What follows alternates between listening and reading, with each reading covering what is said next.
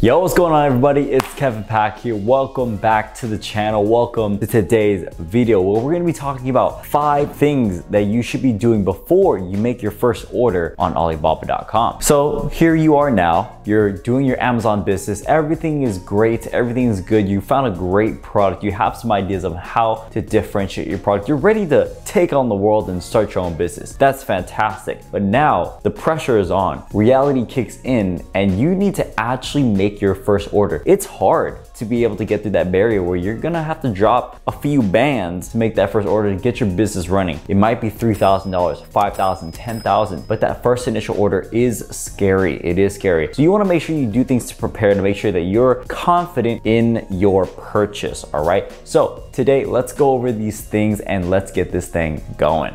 So I've ordered thousands of units from Alibaba.com. I've had pretty much a good experience with most suppliers, and I've talked to a lot of different suppliers, and I've learned a lot of things along the way to make this process as smooth as possible. So I want to go through some things. So the first one I want to get through is how to vet your suppliers, all right? So vetting suppliers, you want to check off a few points. You want to make sure one major thing. That's just smash the like button for the YouTube algorithm. Thank you very much. Shout out Graham Stephan. Yeah, we need you to like this video and subscribe because this is helping the channel a lot and I appreciate your support. So thank you so much for doing that. Thank you for being a part of this support system. Let's get back to the real points here. No, but seriously, vetting your supplier is super important. One of those main things is looking at the badges on Alibaba and understanding those badges. And one of the major badges that you will see is kind of like a check mark-ish, a blue check mark-ish called verified supplier. So what this means is basically that that supplier has been vetted and inspected by other companies, like other third-party companies, or through Alibaba.com, that they have basically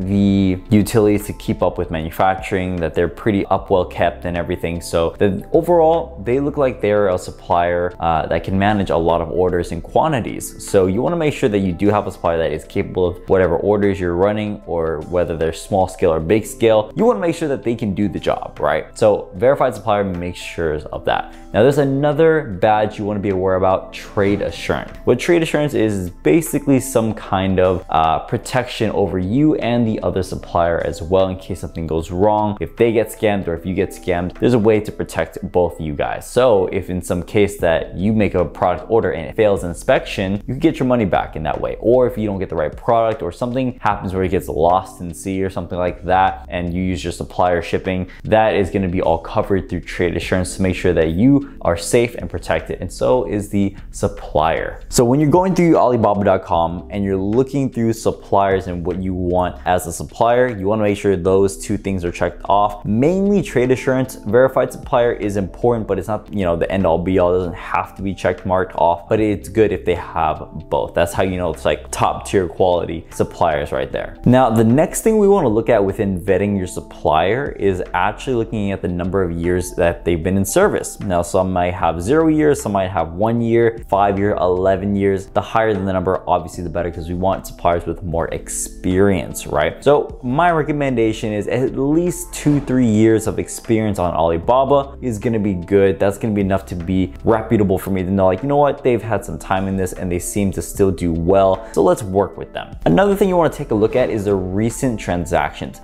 You'll see right under like their years in service, you'll see how many transactions they've had recently. I want to see at least $10,000 in transactions minimum. If the higher it is, the better. You know, some have 100,000, some have multiple 100,000. You want to see that they've been making money recently, that they've been consistently getting customers for good reason, right? So taking a look at their recent transactions right there is a good way to indicate where they are in their business and if they've been a good supplier or not. After vetting your supplier through those 4 things, let's move on to the next step you have to do before you place an order, which is actually going through and contacting the suppliers. So when you go on Alibaba.com, you're gonna see a list of a bunch of suppliers and products that you could potentially source, right? And what you're gonna see is the price, and a lot of those prices are meant to be clickbait, just like this video. But they're supposed to be clickbait. They're supposed to entice you to bring you in. It'll give you kind of a rough estimate of what the pricing is for the product, but it's not accurate. So if it says it's between $3 and $5 for this product, it's probably not $3 and $5, all right? It's probably gonna be either in the $6 range, maybe $5.50 or whatever. It's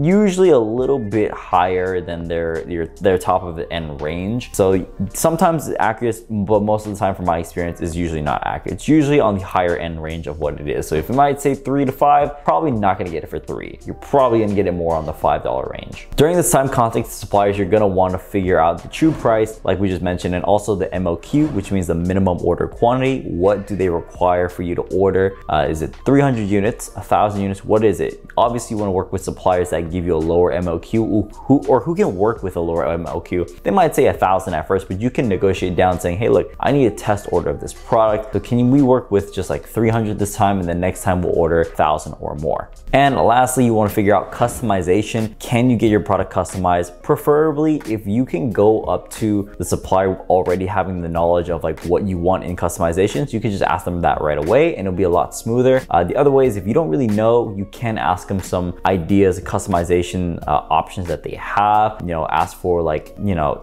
does this part work better, or is there any other styles of this or whatever? Look at their product catalog and see what other styles they feature and things like that. So look into customization, packaging, the product itself and things like that. Ask your questions. Don't be afraid to talk to your supplier and get more information. Okay, third point, and it's a very, very important point because this even is more important than the supplier itself, is the product itself. Is the product itself actually even good? You don't want a crappy product to be sold to customers because you're gonna get bad reviews really fast and your product is gonna die out, your account's gonna die out, and you're gonna be broke, okay? We don't want that to happen real quick, right? So make sure that you order from your suppliers a stock sample. So a stock sample is kind of like what they already have in their manufacturer or in their store or whatever. They already have it. You want to get that just for kind of general idea of like, okay, what is the quality of the product and this manufacturer overall?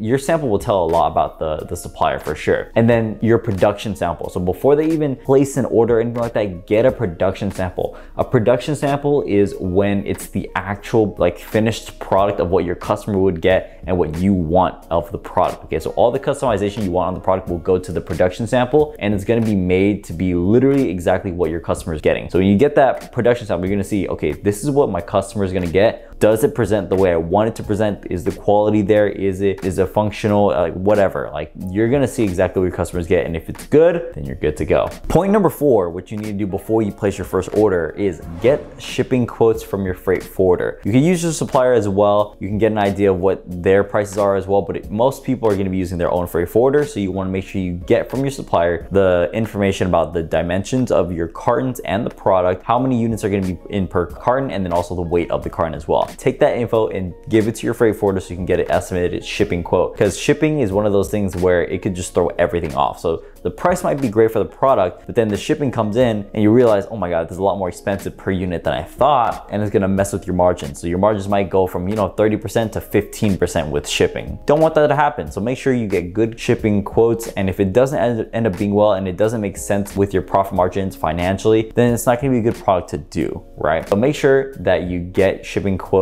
so that you could seal the deal and you're comfortable with the shipping price. It still makes sense in your margins, and then you can make the order from there. Now, when it comes to making your order, this is point number 5. You want to figure out what kind of terms of payment do you want to go for. There's a lot of flexibility when it comes to this, but it only comes with depending on how well you know your supplier and the relationship you've built. You can be a lot more flexible with your payment methods the longer you've worked with the supplier, but generally when you're working with a supplier for the first time, you can do payment terms like net 30, which means like you're gonna pay 30% deposit up front and then the other 70% before it ships out or after it finishes inspection and finishes manufacturing. So you can do that. As you get more, I guess, familiar with your supplier, you work with them longer, you can change the terms of when you make that other half of the payment. Maybe you'll do 50% up front and then 50% after it ships, after it finishes shipping and lands in the US, like things like that. So you can negotiate these terms depending on how close of a bond you have with your supplier, but figure that out. Typically, 30 upfront, 70 later is pretty much spot on. You can also negotiate with your supplier as well. Like, hey, you know what? I'll actually put in 50% upfront now and the other 50% later if you're willing to do, you know, XYZ. You know, maybe it's like add more units in, or maybe it's a lower price or whatever, what you're willing to pay for. Or even negotiate, you know, I'll pay in full if you can give me a good price of this target. This is what I actually want. And, you know, you can do that as well. So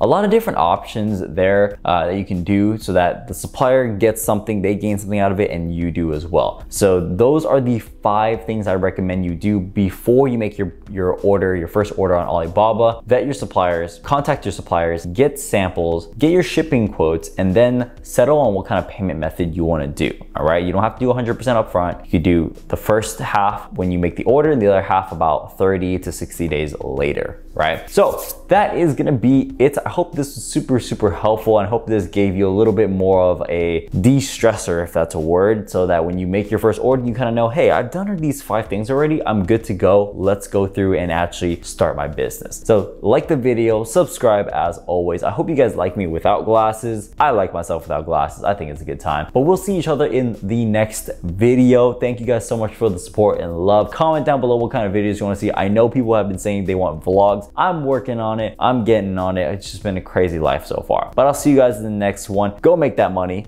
and take care. Peace.